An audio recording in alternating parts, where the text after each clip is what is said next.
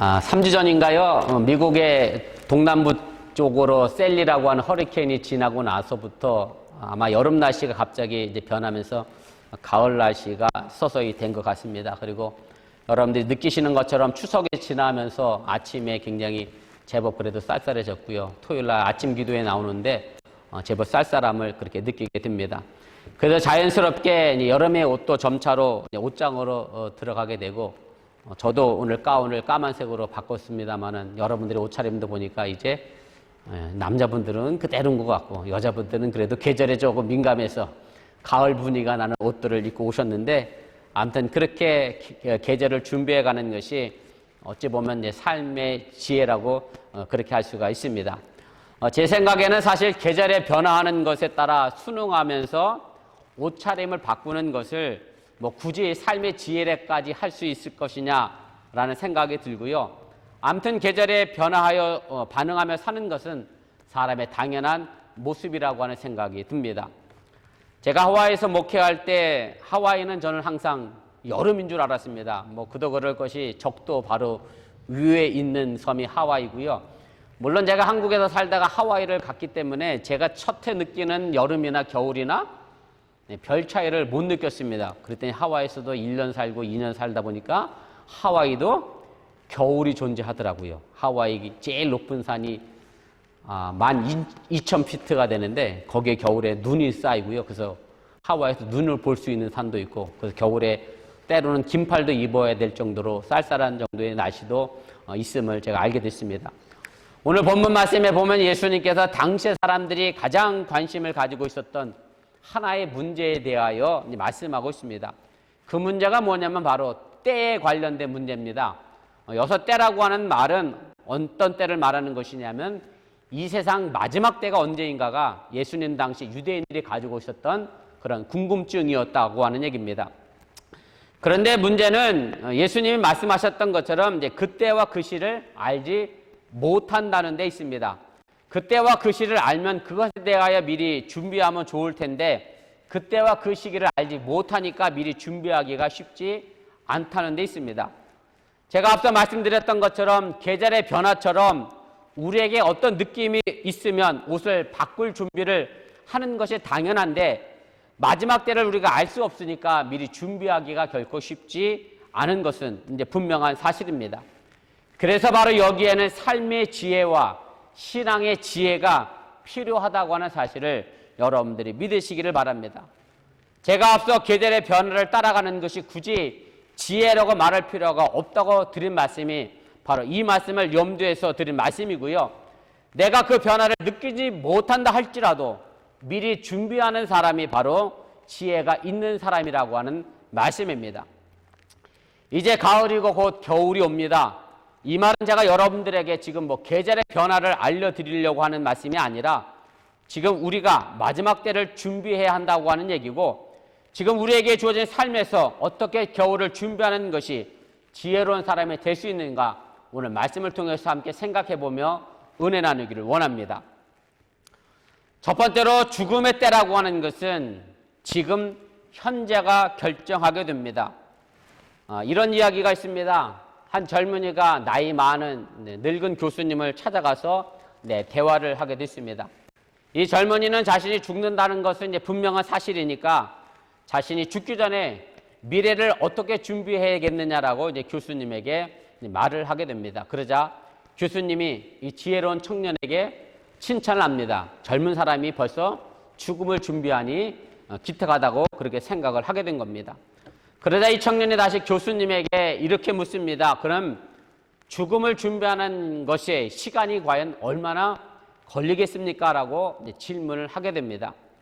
그러자 교수님이 성경에 나와 있는 예수님의 십자가상에서 옆에 있던 강도의 이야기를 해주면서 그 강도가 죽기 몇 분 전에 예수님을 영접함으로 해서 구원을 받은 것을 보면 죽기 전에 몇 분이면 우리가 충분히 죽음을 준비할 수 있을 것이라고 그렇게 말을 해줬습니다. 그러자 이 청년이 그렇게 간단한 것이라고 하면 제가 조금 더 실컷 놀다가 마지막 죽기 몇 분 전에 제가 예수님을 믿겠다라고 이 교수에게 대답을 하게 됩니다. 그러자 이 교수님이 이 청년에게 마지막으로 내가 질문을 한 번 더 하겠다고 하면서 그럼 자네는 언제 죽을지 아느냐고 묻게 됩니다. 그제서 이 청년이 그 사실을 깨닫고 나서 내가 언제 죽을지 모른다는 것이 가장 큰 문제라는 것을 알고 돌아가게 됐다라고 하는 얘기입니다. 벌써 저희 아버지가 돌아가신 지 2년이 되어 갑니다. 사실 저는 아버지가 돌아가시기 전에 좀 뵙고 와야 되겠다 해서 제가 2년 전에 아버지가 살아계실 때 가서 뵙고 제가 뵙고 오면서 우리 집사람에게 그랬어요.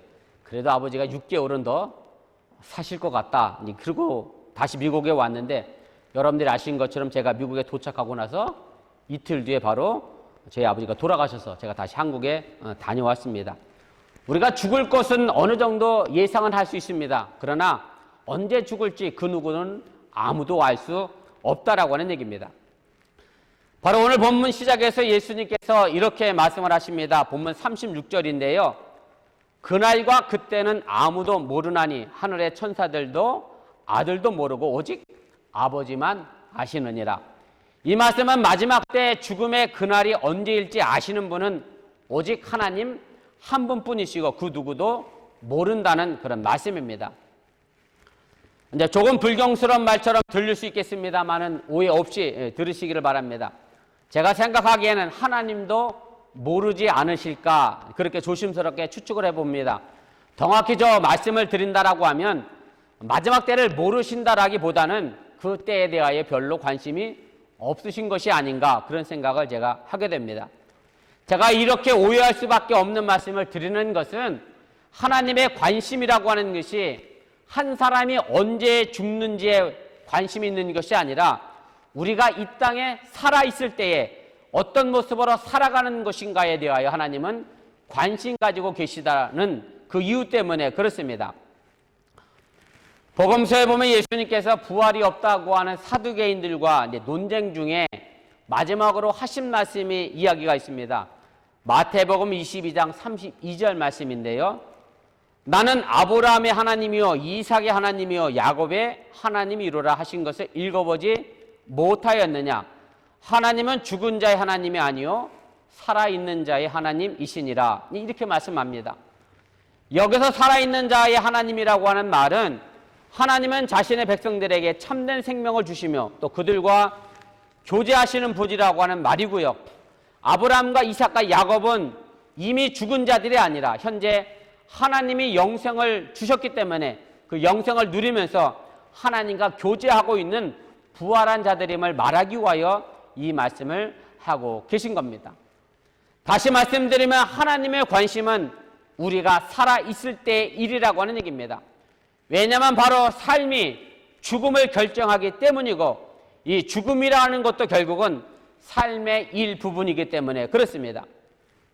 결국 하나님께서 산자에게 관심을 가지는 것은 우리가 이 땅에서 어떻게 살아가느냐가 바로 우리의 죽음을 결정하기 때문이고 우리가 이 땅에서 어떻게 살아가느냐에 따라서 내 삶의 죽음의 가치도 바뀌어지고 달라지기 때문에 그렇다라고 하는 얘기입니다. 그래서 우리의 삶이 거룩하다라고 하면 우리의 죽음도 거룩해집니다. 그리고 우리의 삶이 추하면 결국 죽음도 추할 수밖에 없음을 여러분들이 깨달으시길 바랍니다. 그래서 오늘 우리가 함께 읽은 이 본문의 말씀은 결코 세상의 끝의 이야기가 아니라 언제 세상의 종말이 오는가에 대한 이야기가 아니라고 하는 얘기고요. 어떻게 살아가는가에 대한 문제를 두고 우리가 어떻게 심판을 받게 될 것인가에 대한 말씀임을 여러분들이 깨달으시길 바랍니다. 이런 의미에서 본다라고 하면 심판은 이미 우리의 삶 가운데 내려져 있다라고 하는 얘기입니다. 이렇게 본다라고 하면 우리가 죽음의 날짜를 모르는 것이 아니라고 하는 말씀입니다. 죽음은 매일 매 시간 우리 앞에 놓여져 있는 것이기 때문에 죽음의 때는 바로 오늘 지금 이 시간임을 여러분들이 잊지 마시길 바랍니다. 그래서 본문 42절에 예수님은 이렇게 말씀하고 계십니다. 그러므로 깨어있으라. 어느 날에 너희 주가 임할는지 너희가 알지 못함이니라. 이 말을 바꿔 말하면 깨어있지 않는 시간은 바로 죽음의 시간이라고 하는 얘기고요. 심판의 시간이라고 하는 말씀입니다.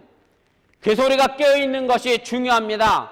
다시 말씀을 드리면 주님을 영접하고 주님과 함께 동행하고 살아가는 삶이 중요한 것이고, 바로 이런 삶을 우리가 살아갈 때 우리는 죽지 않고 아브라함과 이삭과 야곱처럼 살아있는 사람이 된다라고 하는 사실을 여러분들이 믿으시기를 바랍니다. 우리가 너무나도 잘 알고 있는 요한복음 3장 16절 그 이하에 보면 이런 내용을 우리가 너무나 쉽게 찾아볼 수가 있습니다. 요한복음 3장 16절입니다. 하나님의 세상을 이처럼 사랑하사 독생자를 주셨으니 이는 그를 믿는 자마다 멸망하지 않고 영생을 얻게 하려 하심이라, 이렇게 말씀합니다. 그 다음에 나오는 것이 요한복음 3장 18절 말씀입니다. 그를 믿는 자는 심판을 받지 아니하는 것이요 믿지 아니하는 자는 하나님의 독생자의 이름을 믿지 아니하므로 벌써 심판을 받은 것이니라. 우리가 이 두 구절을 비교해서 보면 우리가 앞으로 심판을 받을 것이다, 그렇게 미래형으로 나와 있지 않음을 보게 됩니다. 예수님을 지금 믿으면 바로 우리가 구원에 이르게 된다라고 말씀하고 있고, 믿지 않으면 벌써 심판을 받은 것이라고 말씀하고 있습니다. 결국 지금 바로 나의 삶이 구원과 심판을 결정하게 된다라고 하는 말씀입니다. 그렇기 때문에 지금 나의 삶이 중요하다고 하는 얘기입니다. 앞으로 내가 어떻게 살 것이다가 중요한 것이 아니라 지금 내가 어떻게 살아가고 있느냐가 중요하다라고 하는 말씀입니다. 오늘도 여러분들이 주님을 믿으며 주님과 함께 살아가심으로 말미암아 지금 바로 내 미래의 삶을 결정하시고 내 죽음의 때를 결정하시기를 주님의 이름으로 간절히 축원을 드립니다. 두 번째는 현재의 삶에서 우리의 양심이 준비되어 있어야 합니다. 오늘 이어서 예수님이 본문 43절에 비유로 이런 말씀을 하십니다. 너희도 아는 바니 만일 집주인이 도둑이 어느 시각에 올 줄 알았다면 깨어있어 그 집을 뚫지 못하게 하였으리라. 이 말씀은 제가 설명하지 않아도 여러분들이 너무나 잘 알고 계신 말씀입니다. 만약에 오늘 우리 집에 도둑이 들어온다는 것을 우리가 알았다라고 하면, 그 정보를 알았다고 하면 경찰에 미리 연락도 하고, 아니면 잠금 장치도 새로 바꾸고, 아니면 감시 카메라도 좀 달고, 이렇게 여러 가지로 준비할 수 있을 것인데, 그러나 우리에게 도둑이 언제 올지 모른다는 사실입니다. 그러니까 할 수 없이 모든 일에 항상 대비하고 있어야 함을 여러분들이 잊지 마시길 바랍니다. 그런데 문제는 말입니다. 이 사실을 너무나 잘 알고 있으면서도 이런 준비를 잘하지 못할 때가 있다라고 하는 얘기입니다. 여러분들도 그런 경험이 있으신지 모르겠습니다만은, 저랑 집사람이 집을 나오면서 거라지 문을 닫아야지, 그리고 집을 나오고 가요. 그런데 어느 날 집에 왔는데 거라지 문이 열려 있는 거예요. 제가 닫아야지 하고서 안 닫고 간 거예요. 저만 그런 거 아니죠? 여러분들도 그렇죠? 아니, 제가 50이 넘어가면서 정신이 깜빡깜빡해서 그런가 싶어서 내심 걱정했는데, 아니야, 제가 문제는 있긴 있어요. 지난주에는 쓰레기를 버려야지, 그리고 차 뒤에 싣고 갔다가 그대로 다시 싣고 왔어요. 그래갖고 집사람한테 얼마나 혼이 났는지 그것도 잊어먹고 왔냐고 자꾸 깜빡깜빡합니다. 제가 거라지문을 닫은 것 같은데도요, 안 닫고 다닐 때가 있는 걸 보면서 참 그래도 다행히 도둑이 들지 않은 것이 다행입니다만은, 우리가 도둑이 들 걸 미리 준비한다고 하면서도 이렇게 준비하지 못할 때가 너무나 많다라고 하는 얘기입니다. 그래서 오늘 예수님이 말씀하신 것처럼 깨어있는 것이 정말로 중요함을 다시 한번 믿으시기를 바랍니다. 그런데 예수님의 이 비유를 듣고 있는 여러분들도 아마 도둑에 대해서 잘 준비하고 있다고 생각할지 모르겠습니다. 그런데 사실 43절 말씀에서 있는 것처럼 도둑이 언제 올지 안다라고 하면 준비하지 않을 사람이 한 사람도 없을 것인데, 그리고 도둑이 언제 올지 몰라도 도둑이 들지 못하도록 여러분들이 아마 감시 카메라도 달고 잠금 장치도 최신으로 하고 여러 가지로 미리 준비하고 있음을 우리가 보게 됩니다. 그런데 도둑이 올 것은 잘 준비하면서도 다른 것은 그렇지 않는 경우가 너무 많다는 것이 우리의 삶의 문제라고 하는 얘기입니다. 날짜와 시간이 정해져 있지 않아서가 아니라 날짜와 시간이 이미 정해져 있었음에도 불구하고 잘 준비하고 대비하지 못한다라고 하는 얘기입니다. 이건 쉽게 예를 들면 제 자식도 그렇고 아마 여러분들의 자식도 100번 그럴 것이고 시험 날짜가 분명 정해져 있잖아요. 몇 월 며칠 시험을 본다. 아버지인 제가 봐도 답답해. 시험 날짜가 적있는데도 불구하고 여전히 친구 만날 거 다 만나고 게임할 거 가끔 다 게임하고 잠을 잘 거 다 자고 답답합니다. 언제 공부할지. 그죠? 여러분들 자녀도 그렇잖아요. 그런데 자녀들은 똑같이 얘기합니다. 뭐라고 얘기하냐면 아직 시간이 많다고 얘기합니다. 부모들이 보기에는 시간이 결코 안 많은데도 불구하고 시간이 많다라고 하면서 나중에 공부하면 된다 그러고 결국 뭘 하냐면 밤새 벼라치기를 하는 것이 우리들의 자녀들의 모습입니다. 뭐 제가 자녀들 이야기를 했습니다만 사실 자녀들만의 문제가 아니라 이것은 지금 우리 문제라고 하는 사실 또한 여러분들이 깨달으시길 바랍니다. 미리 준비하지 못하면 결국 후회하게 된다라고 하는 말씀입니다. 이번 추석에 제가 양갓집에 작은 선물을 보냈습니다. 저희 어머니는 장모님은요, 처음에 제가 우리 집사람한테 수술하러 한국에 갔다가 입원했을 때 꽃을 보냈더니 미국에서 꽃을 보냈는 줄 알고 깜짝 놀라갖고 어떻게 미국에서 꽃이 이렇게 싱싱하게 오냐고 그러시는데 요즘은 이제 그런 생각은 안 하시는데 자, 양가 부모님 댁에 작은 선물을 보냈습니다. 모두 80이 이제 넘으셨어요. 언제까지 선물을 보내드릴 수 있을까? 뭐 저도 장담할 수 없고 아버지가 돌아가신 다음에 보니까 생각이 드는 것은 돌아가시기 전에 좀 더 아버지가 좋아하는 걸 해드렸으면 좋겠을 것을 제가 이제 후회를 하게 됩니다. 그런데 문제는 돌아가신 다음 후회하는 것은 이미 늦은 겁니다.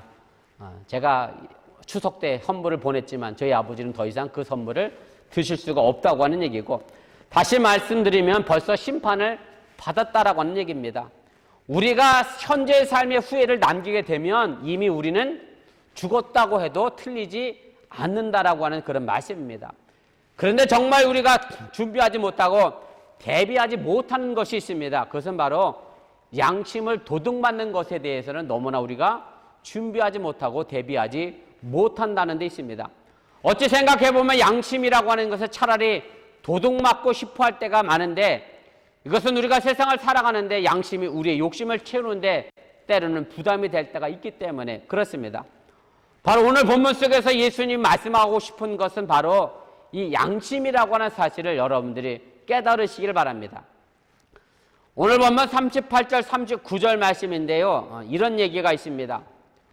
홍수전에 노아가 방주에 들어가던 날까지 사람들이 먹고 마시고 장가들고 시집가고 있으면서 홍수가 나서 그들을 다 멸하기까지 깨닫지 못하였으니 인자의 임함도 이와 같으리라. 이렇게 말씀합니다. 하나님께서 노아에게 홍수가 나기 몇 년 전부터 방주를 지으라고 말씀하셨느냐면 120년 전부터 홍수를 심판할 것으로 얘기하시면서 배를 만들려고 준비시키게 됩니다. 노아는 하나님의 명령대로 자기 식들과 함께 하나님께서 지시한 대로 배를 산꼭대기에 만들게 됩니다. 이 배를 만드는 동안 120년 동안 많은 사람들이 노아 식구들이 산꼭대기에 배를 만드는 것을 봤습니다. 그렇게 오랜 시간 동안 배를 만드는 것을 봤습니다마는 홍수가 나서 세상이 멸망당할 것이라고 하는 노아의 말은 결코 믿지 않았습니다. 한 사람도 믿지 않았습니다. 오히려 노아가 나이가 많아 정신이 나갔다라고 노아를 비웃었던 것을 우리가 알게 됩니다. 그 사람들은 자신이 살아왔던 방식 그대로 죄에 젖어들어 그대로 살았고 타락한 삶을 그대로 살았고 게으른 삶을 그대로 살았다라고 하는 얘기입니다. 노아의 식구와 당시 사람들의 차이는 다른 것이 아닙니다. 마지막을 심각하게 보고 있느냐 보고 있지 않느냐의 차이였고 결국 이런 결정적인 차이가 배를 만들고 또 배를 만들지 않은 것의 차이가 있었음을 여러분들이 기억하시기를 바랍니다. 대부분의 사람들은요 편하고 익숙한 것만 찾게 됩니다. 그래서 어찌 보면 일상의 삶이 거의 변함이 없게 됩니다. 저도 나이가 들어가다 보니까 뭔가 새로운 기계에 적응하기보다 기존에 쓰던 방식대로 자꾸 뭘 쓰려고 하고요.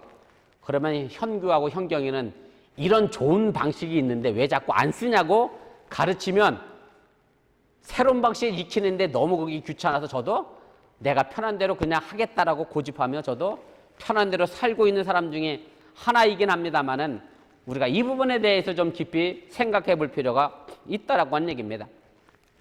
일본의 아주 유명한 신학자입니다. 우찌무라 간조라고 하는 신학자고요. 한문으로 얘기하면 내촌 감삼이라고 하는 신학자가 있는데, 어느 날 우찌무라 간조 자녀들이 학교를 가면서 아침에 날씨가 흐린 것을 보고 비가 오느냐 안 오느냐, 그래서 우산을 가지고 가느냐 마느냐 갖고 두 아들이 서로 다투는 것을 이제 보게 됐습니다.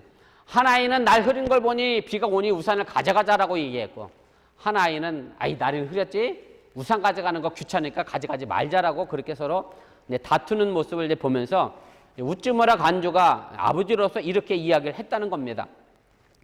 날이 흐려서 지금 우산을 가지고 가면 사실은 비가 안 오니까 흐린 거기만 하니까 조금 불편할 수 있을 거야. 그런데 비가 안 오면 가져간 대로 다시 가져오면 되고, 흐려서 나중에 집에 올 때 비가 오면 그 우산을 쓰고 오면 얼마나 좋겠니? 그러니 너희들이 결정하라는 거죠.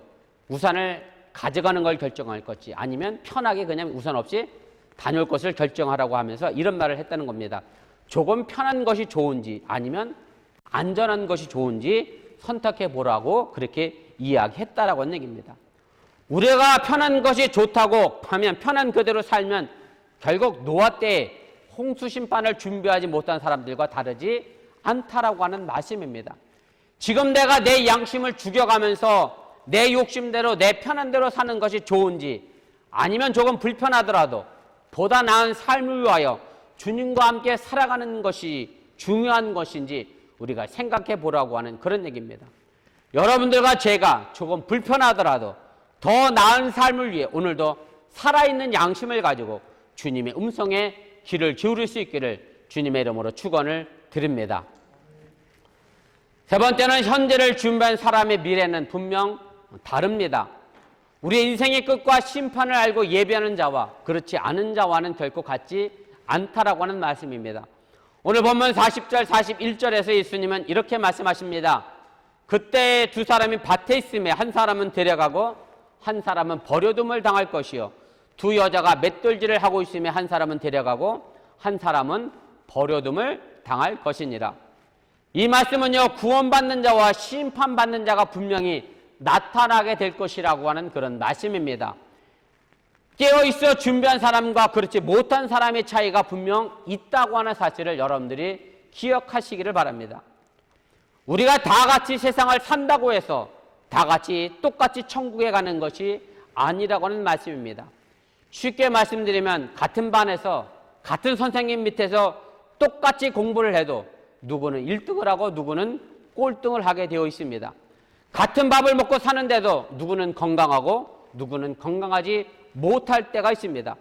조금 더 좁혀 말씀을 드리면 같은 교회 안에서 신앙생활하고 똑같은 목사님의 말씀을 듣고 신앙생활하면서도 누구의 믿음은 좋아지고 누구의 믿음은 그렇지 못하다는 말씀입니다.